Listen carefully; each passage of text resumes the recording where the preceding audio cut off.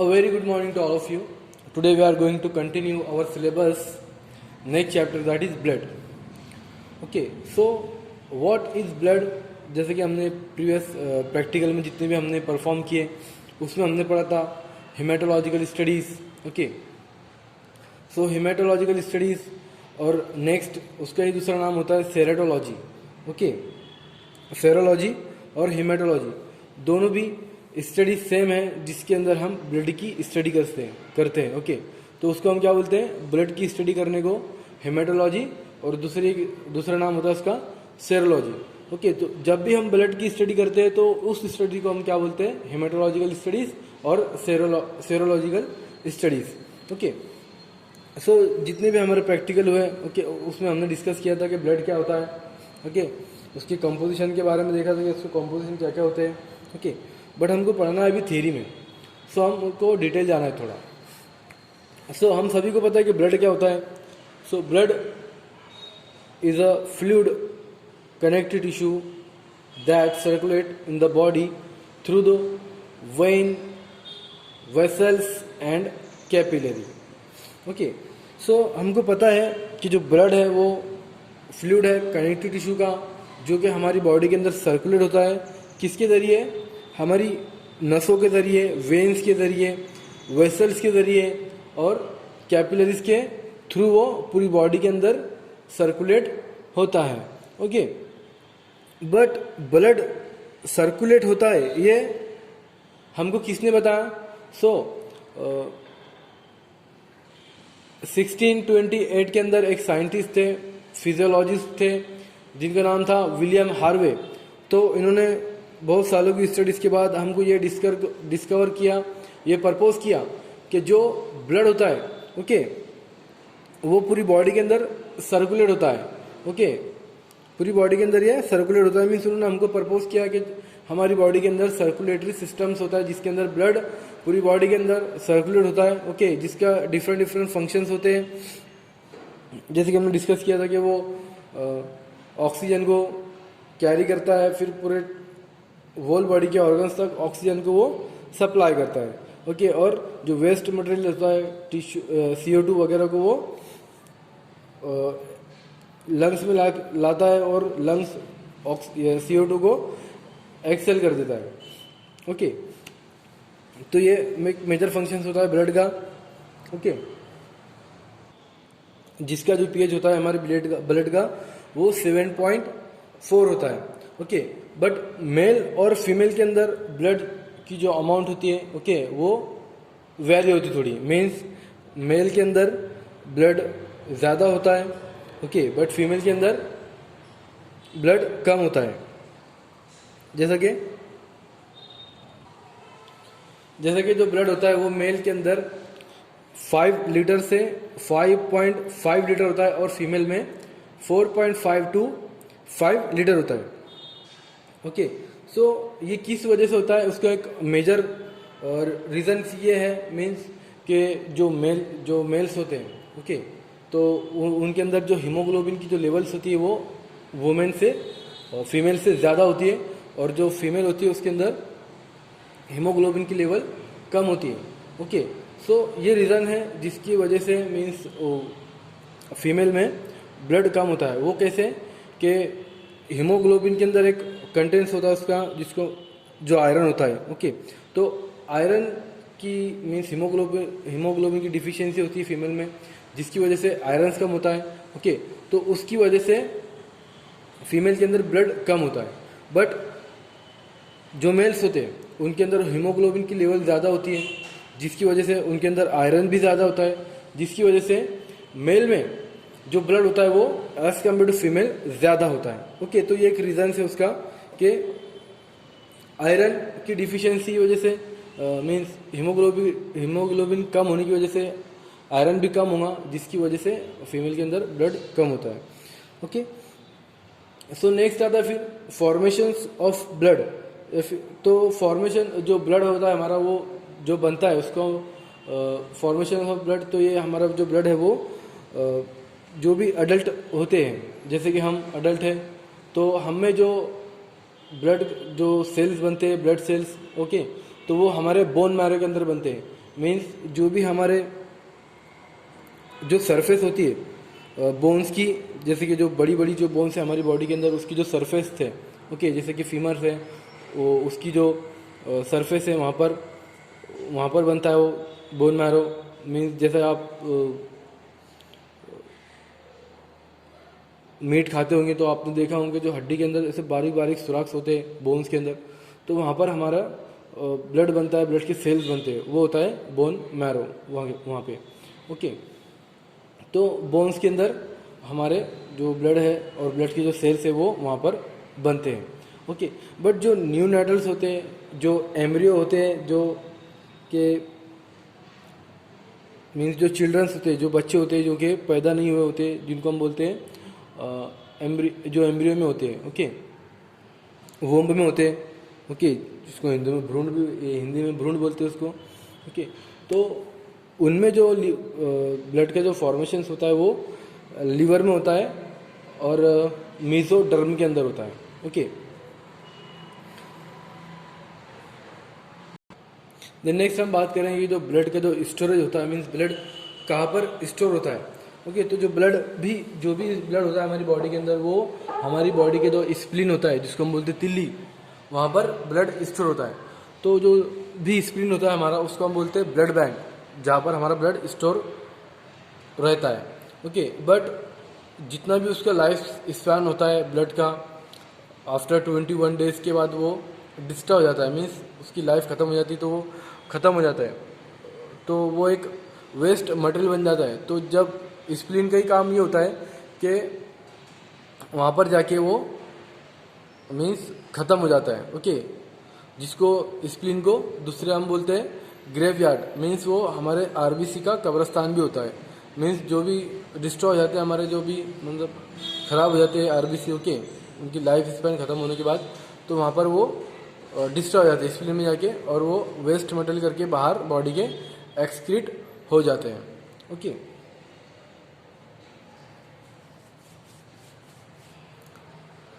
सो ये था general descriptions about blood, okay. Then next आता है फिर compositions of blood.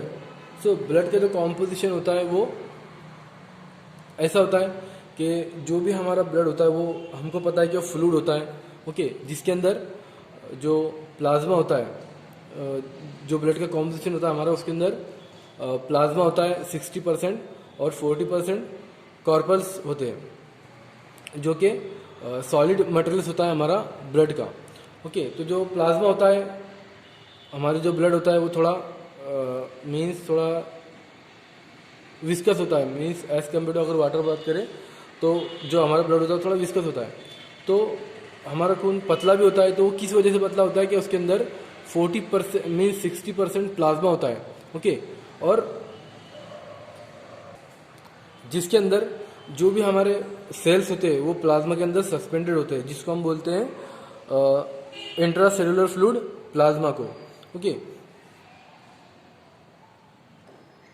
So plasma हमारे ब्लड का लिक्विड पार्ट होता है, और जो कार्पल्स होते हैं, जो कि सेल्स होते हैं हमारी बॉडी के, आरबीसी, डब्ल्यूबीसी, प्लेटलेट्स, तो ये सॉलिड मटेरियल्स होते हैं हमारे ब्लड के, ओके। ये सेल्स होते हैं जो कि हमारे लिक्विड में मीन्स प्लाज्मा के अंदर सस्पेंडेड होते हैं, ओके। तो ये कंपोजिशन होता है ब्लड्स का, जिसके अंदर जो लिक्विड होता है वो 60% होता है, जिसको हम बोलते हैं इंट्रासेलुलर फ्लूइड प्लाज्मा, और जो कार्पल्स होते हैं, ओके, सॉलिड मटेरियल होते हैं, आरबीसी, डब्ल्यूबीसी और प्लेटलेट्स, तो ये 40% होते हैं।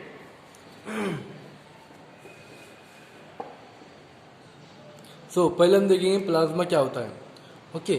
तो प्लाज्मा एक येलो कलर्ड अल्कलाइन फ्लूइड होता है, जिसका कॉम्पोजिशन ऐसा होता है कि उसमें 90% वाटर होता है, ओके। 90% प्लाज्मा का जो कंटेंट्स होता है वो वाटर होता है, और जो 10% जो बचता है उसके अंदर प्रोटीन और कार्बोहाइड्रेट्स होते हैं, जैसे कि albumin, globulin, prothrombin and fibrinogen.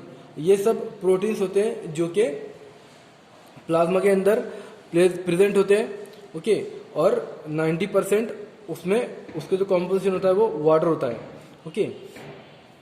तो प्लाज्मा के जो प्रोटीन्स होते हैं वो ब्लड को क्लॉट करने का काम करते हैं, ओके। हम आगे इसको डिस्कस करेंगे। सो प्लाज्मा में दो प्रोटीन्स होते हैं मेनली, फाइब्रिनोजीन और एक होता है प्रोथ्रोम्बिन। ओके, जिनका फंक्शंस क्या होता है कि ये ब्लड को क्लॉट करने में हेल्प करते हैं। ओके, जैसे कि हमने इसको प्रैक्टिकल में जो भी हमारा प्रैक्टिकल चल रहा था, क्लॉटिंग टाइम या फिर क्लॉटिंग टाइम या फिर ब्लीडिंग टाइम, तो वहाँ पर हमने इसको डिस्कस भी किया था कि कौन से फैक्टर अफेक्ट करते हैं जिसकी वजह से हमारा जो ब्लड है वो क्लॉट होता है।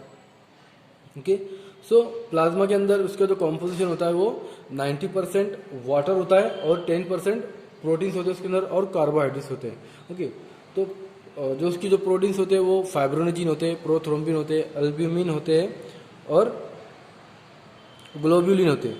ये चार उसमें प्रोटीन होते हैं। ओके, बट ये प्लाज्मा है। बट अगर हमने सीरम के बारे में भी पढ़ते हैं हम कि सीरम्स क्या होता है। ओके, तो अगर हमने प्लाज्मा में से इन प्रोटीन्स को अगर निकाल लिए तो जो भी मटेरियल बचेगा हमारे पास एज अ लिक्विड, ओके, वो कहलाएगा हमारा सीरम। ओके, तो इतना याद रखना है आपने कि प्लाज्मा और सीरम के अंदर डिफरेंस क्या होता है। सिंपल डिफरेंस होता है कि जो प्लाज्मा होता है उसके अंदर प्रोटीन प्रेजेंट होते हैं। ओके, जो भी उसके फाइब्रिनोजिन और प्रोथ्रोम्बिन प्रेजेंट जो भी प्रोटीन होते हैं वो प्रेजेंट अगर उसमें है तो प्लाज्मा है। ओके, बट उसको अगर सेपरेट करते हैं हम, मीन्स ब्लड को कलेक्ट करते हैं, देन फिर उसके बाद हम जो उसकी सॉलिड मटेरियल्स होते हैं, जो कॉर्पल जिसको हम बोलते हैं, वो आइसोलेट करने के बाद जो भी हमारे पास जो मटेरियल बचता है वो कहलाता है प्लाज्मा।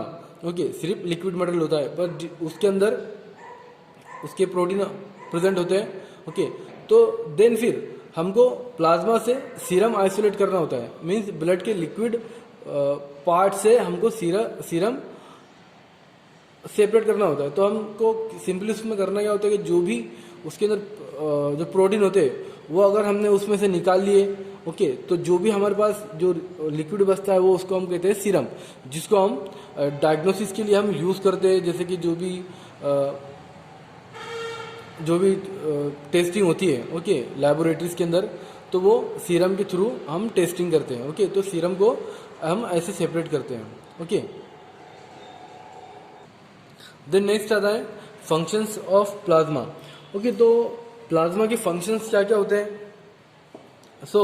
तो प्लाज्मा जो होता है कि वो हमारा जो ब्लड होता है उसकी विस्कोसिटी को मेंटेन करता है, जिसकी वजह से वो ब्लड प्रेशर को मेंटेन रखने में हेल्प करता है। ओके, नेक्स्ट फंक्शन ये होता है कि जो उसका प्लाज्मा का जो एक प्रोटीन होता है, जैसे कि हमने डिस्कस किया ग्लोबुलिन।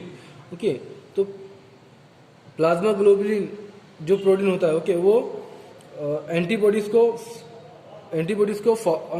का फॉर्मेशन करता है, जिसकी वजह से हम वो इन्फेक्शन से लड़ते हैं। ओके, हमको इन्फेक्शन से वो प्रोटेक्शन प्रोवाइड करते हैं। ये उसका फंक्शन होता है। देन फिर जो फाइब्रिनोजिन है, जैसे कि हमने डिस्कस किया फाइब्रिनोजिन और प्रोथ्रोम्बिन, ये ब्लड क्लॉटिंग फैक्टर है। ओके, ये ब्लड को क्लॉट करने में हेल्प करता है। ओके, तो ये फंक्शंस होते हैं प्लाज्मा के। देन नेक्स्ट पार्ट आता है ब्लड का, वो होता है कॉर्पल्स, जो कि सॉलिड मटेरियल्स होता है हमारे ब्लड्स का। ओके, जिसमें आते हैं आपके red blood cells, okay, WBC and platelets. तो ये सब को हम कॉर्पल्स कहते हैं, जो कि 40% होते हैं हमारे ब्लड के कॉम्पोजिशन में, ब्लड में, जो कि हमारे ब्लड का सॉलिड मटेरियल्स होते हैं। ओके, जो कि प्लाज्मा जो होता है लिक्विड मटेरियल्स होता है हमारे ब्लड का, जिसके अंदर जो भी कॉर्पल्स होते हैं, WBC, RBC, प्लेटलेट्स, ये उसके अंदर सस्पेंडेड होते हैं। ओके, ये सब। सबसे पहले जो आते हैं कॉर्पल्स में आपके, वो आते हैं RBC, red blood cells. Okay, तो red blood cells it is also known as erythrocyte, जिसको हम एरिथ्रोसाइट भी बोलते हैं।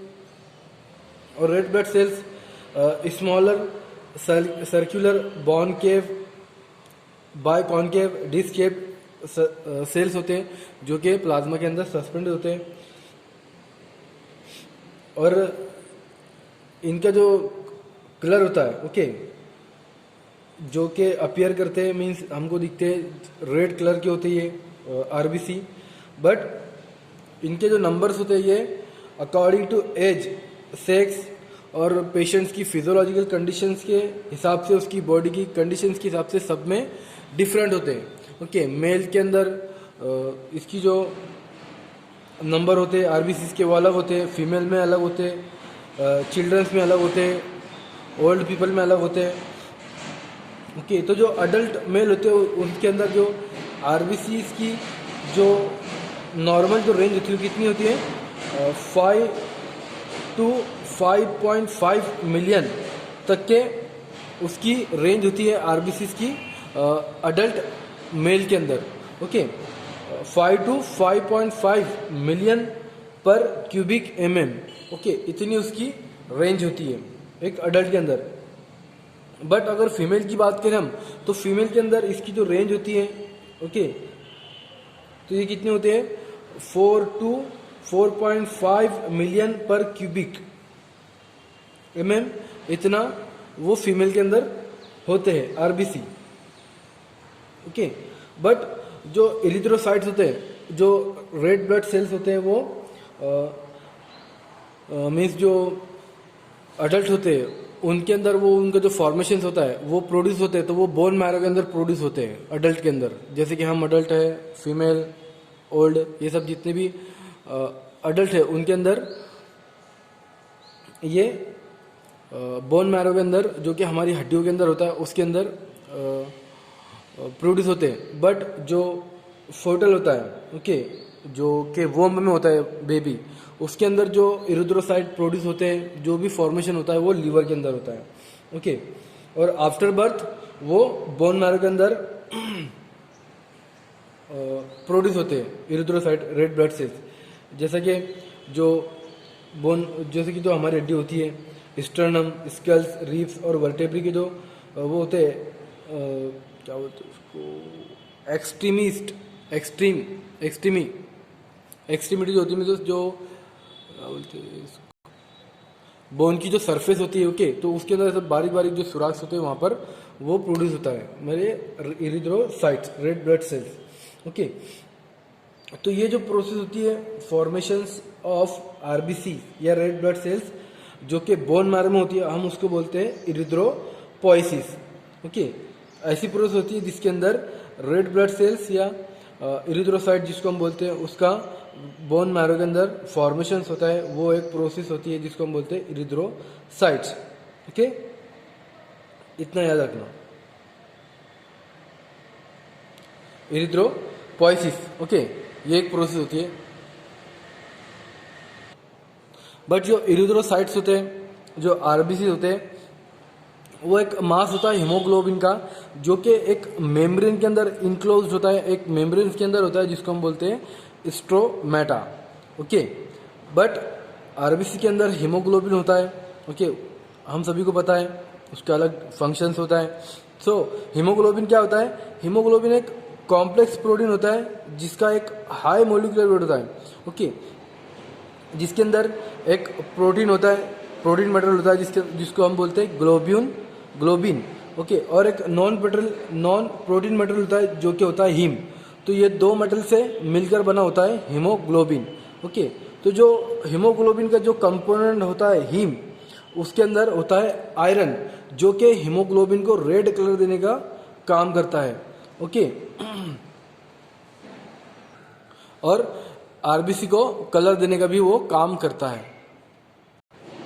जिसके जो हीमोग्लोबिन होता है उसका फंक्शंस हमने पढ़े थे इससे पहले कि जो ये ऑक्सीजन को ब्लड के अंदर कैरी करता है, मींस ब्लड में जो आरबीसी होते हैं उसके अंदर हीमोग्लोबिन होता है जिसका फंक्शन क्या होता है, ये ऑक्सीजन को कैरी करता है ओके, ऑक्सीजन को ले जाता है और पूरे टिश्यूज के अंदर वो उसको पहुंचा देता है। तो ये हीमोग्लोबिन का फंक्शन होता है ओके। बट नेक्स्ट आता है life span of RBC okay. तो टोटल जो लाइफ स्पैन होती है आरबीसी की वो कितनी होती है, 120 डेज की उसकी लाइफ स्पैन होती है, मीन्स उसकी लाइफ साइकिल होती है। 120 दिन के बाद वो डिस्ट्रॉय हो जाते हैं। कौन? आरबीसी। ओके, तो ये ओल्ड होने के बाद, ओके, इनकी लाइफ स्पैन खत्म होने के बाद ये डिस्ट्रॉय हो जाते हैं स्प्लीन में, जिसको हम बोलते हैं स्प्लीन को ग्रेव यार्ड। तो वहां पर जाके ये डिस्ट्रॉय हो जाते हैं, जिसको हम बोलते हैं डिस्ट्रक्शन ऑफ ब्लड या हेमोलाइसिस। ओके, जो कि आरबीसी होते हैं। सो आरबीसी के फंक्शंस क्या होता है कि हार्मोन्स एंड जो ऑक्सीजन और कार्बन डाइऑक्साइड होती है उसको ट्रांसपोर्ट करते हैं। ओके, नेक्स्ट होते हैं डब्ल्यूबीसी, व्हाइट ब्लड सेल्स, जिसका दूसरा जो नाम होता है उसको हम बोलते हैं ल्यूकोसाइट्स। ओके, तो ये व्हाइट ब्लड सेल्स होते हैं जो कि इनका जो शेप होता है वो इरेगुलर शेप होता है और न्यूक्लिएटेड लार्ज सेल होते हैं। ओके, जो कि कलरलेस होते हैं। बट हमको अगर इसको देखना होता है इनको, तो हम बहुत सारे जब भी हम व्हाइट ब्लड सेल्स का ऑब्जर्वेशन करते हैं ड्यूरिंग प्रैक्टिकल, तो हम बहुत से डाई का यूज़ करते हैं कि वो उसको कलर दे और हमको वो माइक्रोस्कोप में इजीली वो हमको ऑब्जर्व हो जाए, वो हमको इजीली दिख जाए। तो जो प्रैक्टिकल हमने परफॉर्म किया था उसके अंदर हमने मीन्स थेरेटिकल जो प्रैक्टिकल हमने परफॉर्म किया, प्रैक्टिकल नंबर 7 आई थिंक, तो उसके अंदर हमने ग्लाइसिल एसिटिक एसिड और कोई एक रिएजेंट का हमने उसके अंदर यूज़ किया, जिसकी वजह से वो उसको कलर देने का काम करते हैं। और जो ग्लाइसिल एसिडिक एसिड होता है वो आरबीसी को लाइस करते, उसको खत्म करते, जिसकी वजह से हमको सिर्फ डब्ल्यूबीसी ऑब्जर्व होते हैं। ओके, तो व्हाइट ब्लड सेल्स क्या होते हैं? ये इरेगुलर, इनका जो शेप होता है वो irregular shape nucleated large cell होते हैं जो कि कलरलेस होते हैं। ओके, बट इनकी जो नॉर्मल जो रेंज होती है ह्यूमन के अंदर, अडल्ट के अंदर, वो कितनी होती है? 4 to 10,000 पर cubic mm of blood. Okay, इतनी उसकी नॉर्मल रेंज होती है। ओके, इसकी जो लाइफ स्पैन होती है वो टोटल 4 डेज की होती है। ओके, 4 डेज के बाद ये डिस्ट्रॉय हो जाते हैं। ओके, देन फिर वो न्यू सेल बनते हैं हमारे बोन मैरो के अंदर। तो इसकी जो रेंज होती है नॉर्मल, जो कितनी होती है? 4,000 to 10,000 पर cubic mm of blood. Okay, but जो भी डब्ल्यूबीसी है और जो भी ल्यूकोसाइट्स है उसको दो कैटेगरी के अंदर उसको क्लासिफाई किया गया है। Means granules present in their cytoplasm, उसके जो साइटोप्लाज्म होता है उसके अंदर ग्रैनुल्स प्रेजेंट होते हैं। ओके, बट दूसरे के अंदर प्रेजेंट नहीं होते ग्रैनुल्स उसकी साइटोप्लाज्म में। तो उसकी बेसिस पे जो डब्ल्यूबीसी है उसको दो कैटेगरी के अंदर डिवाइड किया गया है। पहला होता है ग्रैनुलोसाइट्स, जिसके साइटोप्लाज्म में ग्रैनुल्स प्रेजेंट होते हैं, और जो दूसरा होता है अग्रैनुलोसाइट, जिसके साइटोप्लाज्म में ग्रैनुल्स प्रेजेंट नहीं होते। ओके, सो पहले आता है ग्रैनुलोसाइट्स। ग्रैनुलोसाइट्स ये totally 70% of total WBC cells इसके अंदर होते हैं।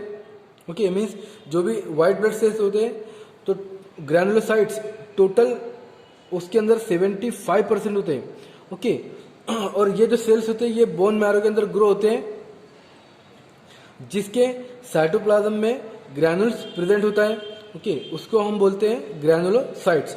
बट इसके अंदर फर्दर 3 क्लास इसकी होती है। पहली होती है न्यूट्रोफिल्स, सेकंड होती है इजिनोफिल्स एंड थर्ड होती है बेसोफिल्स। सो टोटल जो न्यूट्रोफिल्स होते हैं डब्ल्यूबीसी के अंदर मींस ग्रैनुलोसाइट्स। ओके, सो वो टोटल 70% होते हैं हमारे डब्ल्यूबीसी के अंदर। ओके, वो होते हैं न्यूट्रोफिल्स। तो ये जो डब्ल्यूबीसी होते हैं, ओके, मींस जो न्यूट्रोफिल्स होते हैं डब्ल्यूबीसी में, ओके, सो ये रिस्पॉन्सिबल करते हैं हमारे defence mechanism of the body को। मींस ये हमारी बॉडी के डिफेंस मैकेनिज्म होता है न्यूट्रोफिल्स। ओके, सो ये कैसे, मतलब ये हमको डिफेंस करते हैं दूसरे फॉरेन इन्वेंडर से या फिर इन्फेक्टिंग माइक्रो ऑर्गेनिज्म से हमको कैसे ये प्रोटेक्ट करते हैं। तो ये क्या करते हैं कि डायरेक्टली जो इन्फेक्टिंग माइक्रो ऑर्गेनिजम्स होते हैं उनको इंजेस्ट कर लेते हैं, उनको निगल लेते हैं और उनको डिस्ट्रॉय कर देते हैं by the phagocytosis process. Okay, means उनको खाकर वो डिस्ट्रॉय कर देते हैं न्यूट्रोफिल्स। ओके, तो इसीलिए इसको कहा जाता है कि ये हमारा बॉडी का डिफेंस मैकेनिज्म को रिस्पॉन्सिबल करते हैं न्यूट्रोफिल्स, जिनकी जो लाइफ स्पैन जो होती है न्यूट्रोफिल्स की वो 30 आवर्स की होती है। ओके, नेक्स्ट आता है ईओसिनोफिल। तो ये टोटल डब्ल्यूबीसी के अंदर कितने होते हैं? 4% होते हैं ये डब्ल्यूबीसी के अंदर। इनका ये भी मतलब हमको एक डिफेंस, हमारी बॉडी को डिफेंस मैकेनिज्म प्रोवाइड करते हैं कि जब भी मतलब एंटीजन और एंटीबॉडी रिएक्ट करती है हमारी बॉडी के अंदर, तो वो एक पार्टिकल्स को मतलब फॉर्म करते हैं, कुछ चीज़ को फॉर्म करते हैं जिसकी वजह से कुछ पार्टिकल्स को वो फॉर्म करते हैं। तो जो यूजिनोफिल्स होते हैं, यूजिनोफिल्स उनको फाइगोसाइटोसिस के थ्रू उसको डिस्ट्रॉय कर देते हैं ऐसे पार्टिकल्स को। ओके, देन नेक्स्ट आता है फिर बेसोफिल। तो ये टोटल 1% होता है हमारे डब्ल्यूबीसी के अंदर। ओके, जब किसी पेशेंट को एलर्जिक रिएक्शन होती है तो जब ये बेसोफिल ज़्यादा अमाउंट के अंदर उसके अंदर जब भी उसको डायग्नोस करते हैं हम, तो ये ज़्यादा अमाउंट के अंदर मिलते हैं। ओके, तो आप जब भी किसी की रिपोर्ट पढ़ते हो तो तब आप ये देख सकते हो कि उसके अंदर जो भी डब्ल्यूबीसीज है वो नॉर्मल है या नहीं है, मीन्स उसकी नॉर्मल रेंज के वो बाहर तो नहीं है या फिर कम तो नहीं होगी। ओके, तो आपको ये मीन्स ये नॉलेज होना चाहिए कि हम किसी की रिपोर्ट को ऑब्जर्व कर सकते हैं कि उसके अंदर किस टाइप के जो सेल्स है। ओके, मीन्स कौन से सेल उसके अंदर कम हुए या ज़्यादा हो गए। ओके, तो हम उसको फाइंड आउट कर सकते हैं कि इसके अंदर ये सेल कम है, ये सेल ज़्यादा हो गया, तो उसको कौन सी रिएक्शन होगी, मीन्स उसको कौन सी डिसऑर्डर हो सकती है। ओके, सो उसके अंदर अगर बेसोफिल्स अगर कम हो गए, ओके, तो आप उसको फाइंड आउट कर सकते हैं उसको कोई मीन्स अगर ज़्यादा हो गए उसके अंदर बेसोफिल्स, तो कोई भी किसी भी तरह की उसको एलर्जिक रिएक्शंस उसके अंदर हुई है वो पेशेंट्स के अंदर। ओके, जैसे कि उसको टाइफाइड हो सकता है, बहुत तरह के इसको डिसऑर्डर भी हो सकते हैं जिसको हाई फीवर, ज़्यादा बुखार हो जाता है। ओके, वायरल इन्फेक्शंस, तो ये सब आप पता कर सकते हो उसमें। तो बेसोफिल्स के अंदर जो टोटल मीन्स डब्ल्यूबीसी के अंदर जो बेसोफिल्स होते हैं वो टोटल 1% होते हैं। ओके, इनका ये ऐसी कंडीशंस में हमको ज़्यादा मिलते हैं कि जब किसी पेशेंट को एलर्जिक रिएक्शन होती है तब ये बॉडी के अंदर, ह्यूमन बॉडी के अंदर बढ़ जाते हैं। ओके, और ये भी मतलब जो रिएक्शंस होती है एंटीजन और एंटीबॉडी की, तो जो भी प्रोडक्ट फॉर्म होता है तो उसको डिस्ट्रॉय करते हैं, उसका डिस्ट्रक्शन करते हैं, इसके लिए रिस्पॉन्सिबल होते हैं। ओके, नेक्स्ट होता है अग्रैनुलोसाइट्स। ओके, जिसके अंदर जिसके जो साइटोप्लाज्म होता है उसके अंदर ग्रैनुल्स प्रेजेंट नहीं होते। ओके, तो उसको हम बोलते हैं अग्रैनुलोसाइट। मीन्स ये मोनो न्यूक्लियर सेल्स होते हैं जिसके अंदर जिसके साइटोप्लाज्म में ग्रैनुल्स प्रेजेंट नहीं होता है। ओके, और ये जो सेल्स होते हैं ये लिम्फ ग्लैंड के अंदर प्रोड्यूस होते हैं जिसको हम बोलते हैं लिम्फोसाइट्स, जिसके अंदर जो टोटल 2 टाइप्स होती है इसकी सेल्स की, एक होती है मोनोसाइट्स और दूसरी होती है लिम्फोसाइट।